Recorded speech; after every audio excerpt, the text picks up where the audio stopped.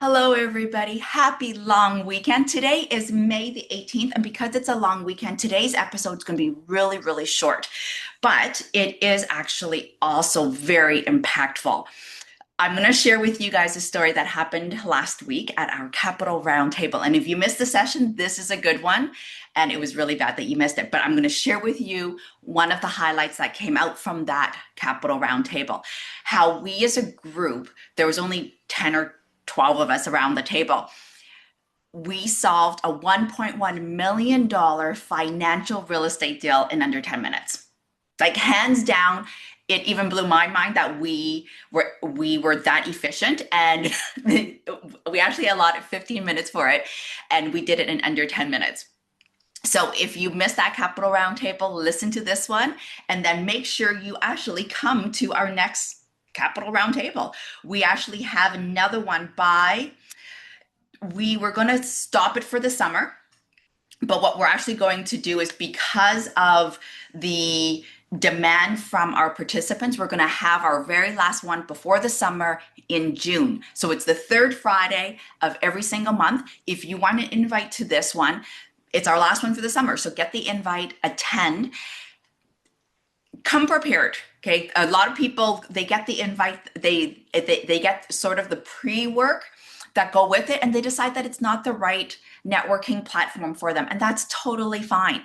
But this is a place that if you have capital to deploy, this is a good place to come and figure out how to deploy it with intention, with efficiency.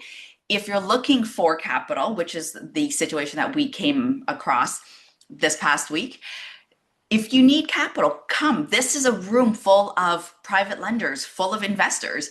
We're looking to put our money into projects that are relatively safe, that with people we trust. Okay, so where else are you going to get 2 hours of Zoom FaceTime with somebody that has money? Okay, so this is the Capital Roundtable. So I'm going to share with you the $1.1 million financial problem that we solved in under 10 minutes. Now, so before I do that, let me also share with you our next event. So if you are in Vancouver, hopefully you are, we have a mixer coming up. So this is a networking event that's put on by the Wealth Development Network. There's an event coming up on May 28th. This is an in-person networking event, no presentations, no pitching, no sales, no nothing. It's really just come, introduce yourself, connect with other investors in the room in the local area. Okay, so highly recommended. If you can come to it, please come. You do need to register, so I will put a link in the chat below. So thank you for watching. Your understanding of financial literacy will improve with every single episode that you watch.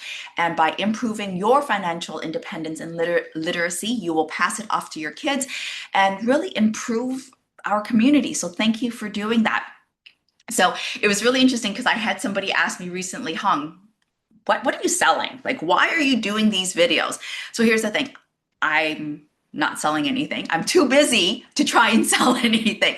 I do these videos to teach what I know about money, and to help you and to help my community of people who actually just want to do better with their money. So this is what I'm doing. Okay. So there's no course I'm selling. There's no coaching program I'm selling. I'm really just providing platforms for people to come and learn about money and to share and help each other. Okay, so with that said, let's talk about this $1.1 million problem that we solved in the Capital Roundtable episode last week. Okay, so let me just give a bit of a background on the situation, and then we'll go into exactly how we solved it, because it was actually the situation was already presented in a nice clean package. Okay, so one of our attendees had a property, a real estate opportunity with buildings on it that were already operational, in existence. Okay, so what he was able to do was get the seller to agree to a vendor take back financing or seller financing. And if you can do this with real estate or business or anything, seller financing is amazing. And so I call it a VTB. depending on where you're from, you might call it seller financing, vendor take back, vendor financing. There's multiple terms for it, but it still means the same thing. So basically, the seller, the person who owns the property, the business, the opportunity, they agree to sell you the opportunity and then give you financing. They act like the bank. Now, how much can they give you? It's entirely up to you guys to negotiate that. In some opportunities, they will give you 95%, some will give you 10%. Okay, I've done VTBs myself where I am the seller and I offer the VTB. I did my Edmonton property this way. I literally, like, it was a 200 or 250K property. I basically took $3,000 from them and the rest of it was a VTB. So you do the math on that. Okay. Like they basically got like a 99% VTB on it. So the terms of the VTB is negotiable. Anything under the sun, you can negotiate. You can negotiate the amount, you can negotiate the interest rate, the payment terms, anything. Okay. The amortization, ideally, the seller is going to want 5 years. Okay, under capital gains rules, taxation, 5 years is really the max, but then it just rolls into private lending if that needs to be. Okay, so if you want the terms that you can negotiate on a VTB, reach out to me. I'm happy to share with you more of the terms. Okay, so the VTB is a great way because now the seller acts as the bank for you, and that will help you pretty much close on any of the opportunities that you want. Now, with the VTB though, you do have to be absolutely certain that this is a great cash flowing opportunity and that there's a good exit, a good refi, a good some exit strategy for you to get out of it, because you don't want to be stuck in a VTB forever. Okay, because usually the VTBs is just sort of like a bridge, maybe 1 to 5 years at the most with the VTB. Okay, and you want to make sure that there's enough cash flow for you to be able to pay that VTB every single month, quarter, semi-annually, whatever the payment terms are that you end up negotiating. That's the great thing about a VTB, is that every single line item is negotiable. Okay, now if you are a real estate agent and you're like, well, Huong, why is it in my interest to negotiate a VTB for the seller or the buyer? Here's the thing.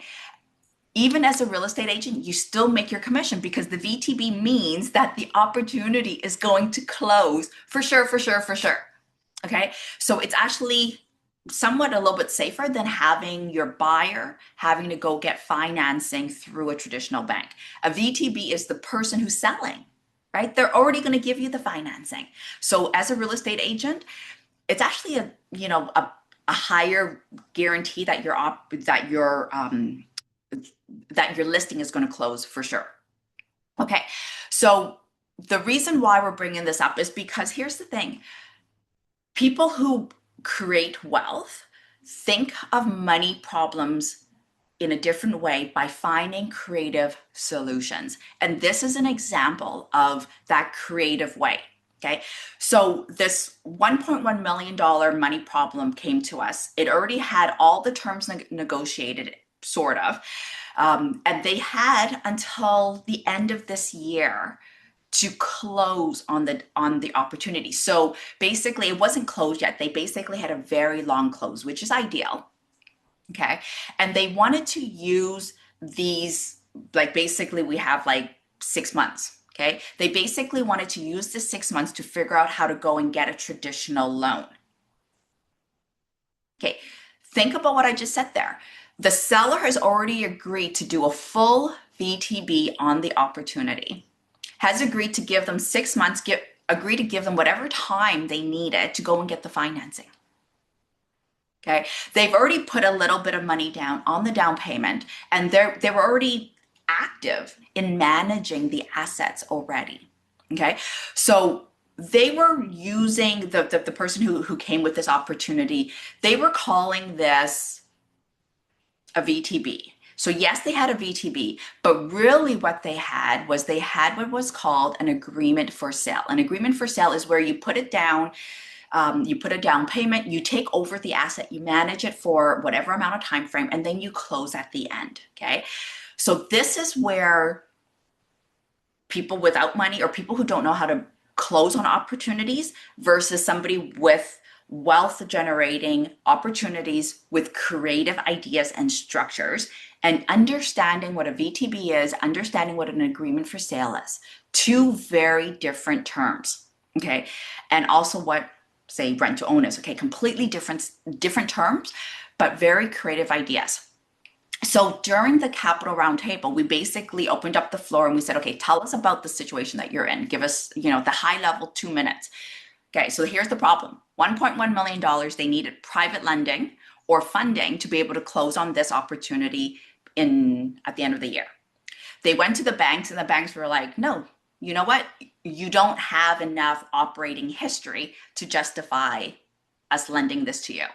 So then they tried going for CMHC, and CMHC said, well, no, you don't have enough operating history to justify this. Okay, all of that is normal banks saying, hey, you know what? Yes, we'll fund you, but we need you to have that history, that NOI, that cash flow, proving that that asset can support itself with the income coming in, paying all the expenses.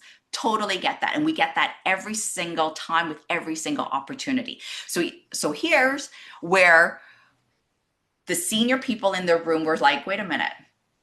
The seller already agreed to sell this to you.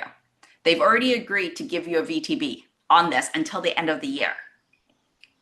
You've already put money in. You're already operating this thing. So, okay, yeah, you can go and get a private loan to pay for this. So, you need $1.1 million. And yes, there are private lenders out there that will give you $1.1 million on your opportunity at 8%, 10%, 12, 15%. It depends on the private lender, plus all their terms, plus all their legals, expenses, all of that stuff. So yes, one option is to go and try and find that private lender. Okay, now how do you find that private lender? Well, you come to a room like the Capital Roundtable, or you talk to other investors and be like, hey, do you know a private lender that will do this deal? Or you go to a mortgage broker and be like, hey, Mr. Mortgage Broker, do you have any private lenders or a MIC that will fund this opportunity? So this person did all of that stuff and they were told, well, no, we don't do short-term private lending, okay, which is bullcrap. Okay, there are people who will do short-term private lending, 6 months to a year, 2 years at the most. Like that's what private lending is, right? Short-term bridging until you can get a traditional bank or CMHC. Okay, so first option is try to get private lending. So we're sitting there going, but wait a minute. Your seller has already agreed to give you a VTB until the end of the year. You have a 6-month runway. Okay, so then this is what happened. One of our senior investors in the room said, wait a minute, you already have a VTB. Just go back to your VTB, their seller, and say, hey, Mr. Seller, let's close on it today. Because today we close, by the end of the year, that's your 6 months proof of income and expenses. You will have enough to show there's enough operating expenses to cover your expenses. Your DCR or your DCSR will be more than your 1.1, 1.2 to be able to qualify for whatever traditional bank funding you need or your CMHC. Okay, so here's the thing. This problem, this money situation, was not a mindset problem. It wasn't a lack of opportunity or lack of motivation. It was just a lack of understanding of the different structures available. Okay, so the interesting thing was I left that Capital Roundtable. I'm like even my mind was blown at how fast we solved this problem. So I was playing the cash flow game with my kid, and I'm going to show you guys this because I love this game. This is cash flow. Yay, cash flow. Okay, so I played this game with my kid all the time. And I came across a big deal opportunity. And I said to my kid, okay, I'm doing a VTB on this. 100% VTB. And my kid just raged on me. He's like, you can't do a VTB. It is not allowed in this game. Okay, so there we go. So VTBs are absolutely allowed in real life. So here's your takeaway on this. If you have an opportunity, it's not lack of money. Figure out some creative way for you to structure the opportunity so that you can close on it, especially if it's a great deal like this one. Okay, so figure out what the creativity is, because a lot of these opportunities that don't close, it's not lack of money, it's lack of creativity. Okay, putting that out there. Okay, so my name is Hung Lu. I'm with Cash Property. Thank you so very much for tuning into another episode of Money Matters. I hope you had a lot of takeaways from this. And remember, please come out to our networking event. Please join our Capital Roundtable session. We have one more before the summer. Okay, thanks very much, everybody. Have a great long weekend.